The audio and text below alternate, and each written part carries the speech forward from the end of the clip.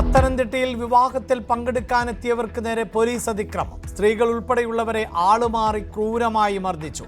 എസ്ഐയും സംഘവും എത്തിയത് ബാറിൽ പ്രശ്നമുണ്ടാക്കിയവരെ തിരഞ്ഞ്. എസ്ഐയെ സ്ഥലം മാറ്റി. പോലീസ് സ്റ്റേഷന് മുന്നിൽ കോൺഗ്രസ് പ്രതിഷേധം.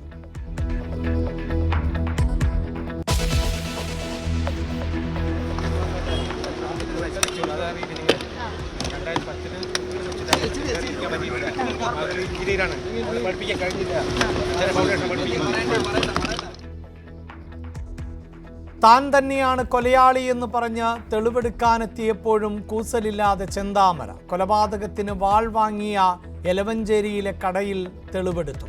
ചെന്താമരയെ അറിയില്ലെന്ന് കടയുടമ.